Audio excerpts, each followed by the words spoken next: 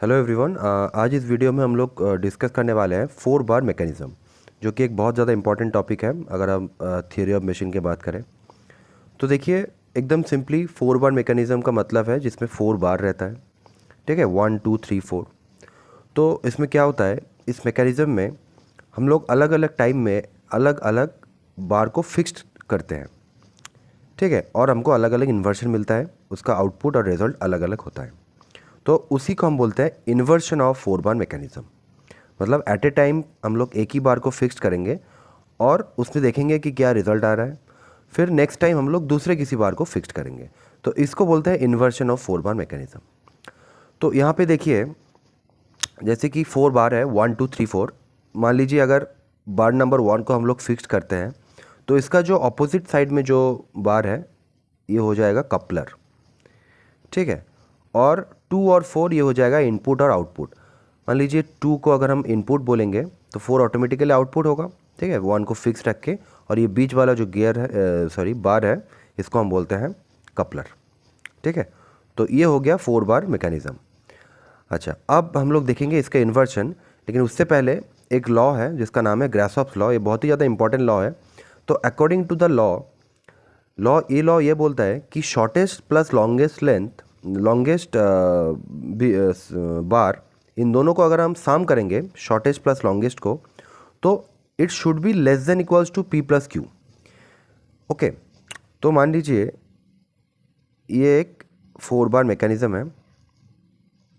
ठीक है, this is a 4 bar mechanism. तो इसमें मान लीजिए ये वाला सबसे शॉर्टेस्ट है 4 है, और सबसे लॉन्गेस्ट मान लीजिए ये है 8 है। तो 4 + 8 जो है ना, ये ये ऐड करके कितना होता है, 12 होता है।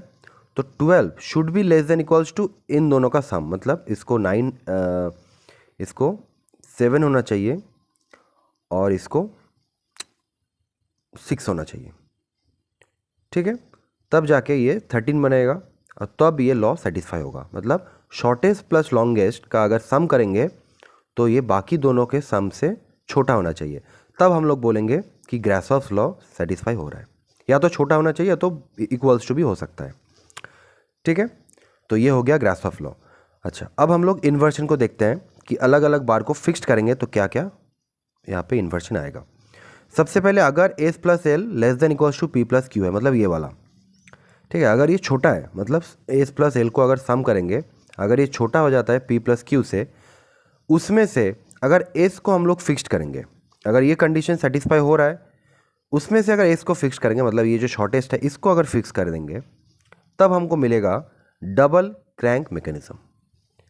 ठीक है, तब हमको मिलेगा डबल क्रैंक मैकेनिज्म। ये मैकेनिज्म का नाम आपको याद रखना है कि कब किस इन्वर्शन पे हमको क्या क्या मैकेनिज्म मिल रहा है। ओके, नेक्स्ट, अगर शॉर्टेस्ट का एडजस्टेंट को हम लोग फिक्स करेंगे, मान लीजिए ये शॉर्टेस्ट है, इसको फिक्स ना करके इसका एडजस्टेंट या तो 7, ये वाला 7 को या फिर 8 को अगर इसको फिक्स करेंगे, तो हमको जो मिलेगा वो है क्रैंक रॉकर मैकेनिज्म।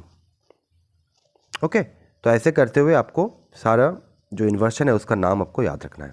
अगर ऑपोजिट टू एक्स को फिक्स करेंगे, मतलब शॉर्टेस्ट का ऑपोजिट, मतलब ये नहीं, शॉर्टेस्ट का ऑपोजिट मतलब ये वाला 6 वाला, अगर इसको हम लोग फिक्स करेंगे तो हमको मिलेगा डबल रॉकर, या फिर हम लोग रॉकर भी बोल सकते हैं। जैसे डबल क्रैंक को हम लोग क्रैंक भी बोल सकते हैं। तो इसको आपको याद रखना है। ये कब होगा, अगर एस प्लस एल छोटा है पी प्लस क्यू से। ठीक है, और एक चीज़ यहाँ पे जो क्रैंक और रॉकर है, इसका मीनिंग क्या है देखिए, मैं आपको बता देता हूँ।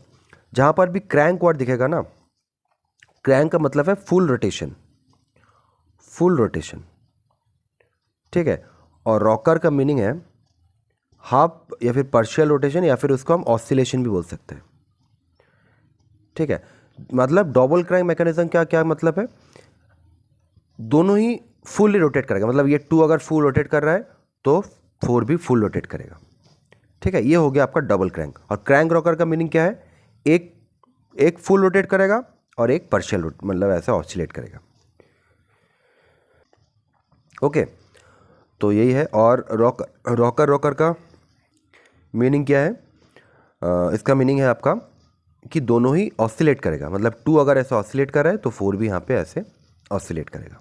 ठीक है, तो यह हो गया क्रैंक और रॉकर का मीनिंग। ओके, ये हमारा फर्स्ट इन्वर्सन का तीनों टाइप कंप्लीट हो गया। नेक्स्ट देखिए, अगर S plus L equals to P plus Q है, मतलब अगर शॉर्टेस्ट प्लस लॉन्गेस्ट को सम करेंगे और बाकी दो का सम करेंगे, वो अगर सेम आ गया तो उस कंडीशन में सेम का भी दो टाइप आ सकता है। या तो ये ऐसे पैरेललोग्राम फॉर्म करेगा, मतलब ये इधर शॉर्टेज है, शॉर्टेस्ट है, इधर भी शॉर्टेज और इधर लॉन्गेस्ट और लॉन्गेस्ट। ये अगर ऐसा फॉर्म करता है तो इसमें से आप चाहे एस को फिक्स्ड कीजिए तब भी आपको डबल क्रैंक मिलेगा, अगर लॉन्गेस्ट को फिक्स्ड कीजिए तब भी आपको डबल क्रैंक मिलेगा। ठीक है, लेकिन S plus L equals to P plus Q वो तो ऐसा भी हो सकता है क्योंकि शॉर्टेस्ट और शॉर्टेस्ट एक साथ हो, एडजेसेंट हो, और लॉन्गेस्ट प्लस लॉन्गेस्ट एडजेसेंट हो। उस कंडीशन में अगर एस को फिक्स्ड करते हैं तब हमको डबल क्रैंक ही मिलता है। लेकिन अगर ऐसा कंडीशन में हम लोग लॉन्गेस्ट को फिक्स कर देते हैं तो इस कंडीशन में हमको जो मिलेगा मैकेनिज्म उसका नाम होगा क्रैंक रॉकर मैकेनिज्म।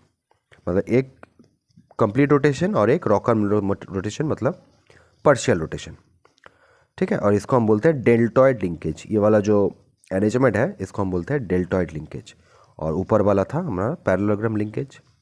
ठीक है, तो सेकंड का भी दो टाइप खत्म हो गया। और एक लास्ट में भी ये भी केस आ सकता है कि ग्रासॉफ लॉ ही सेटिस्फाई नहीं हो रहा है, मतलब एस प्लस एल अगर बड़ा हो गया पी प्लस क्यू से, तो वैसे कंडीशन में चाहे किसी को भी आप फिक्स कर लो वो हमेशा होगा डबल रॉकर मैकेनिज्म। मतलब हमेशा एक चीज़ याद रखना, जब भी आपको S plus L is greater than P plus Q मिलेगा तो वहाँ पे कुछ देखना ही नहीं है, डायरेक्टली हम लोग बोल देंगे कि वो एक डबल रॉकर मैकेनिज्म है। मतलब दोनों ही ऐसे ऑसिलेट करेगा, इनपुट भी अगर ऑसिलेट करेगा तो आउटपुट भी ऐसे ऑसिलेट करेगा, कोई भी फुल रोटेशन हमको नहीं देगा। ठीक है, तो ये हो गया आपका 4 बार मैकेनिज्म, ग्रासॉफ्स लॉ और उसका इन्वर्शन।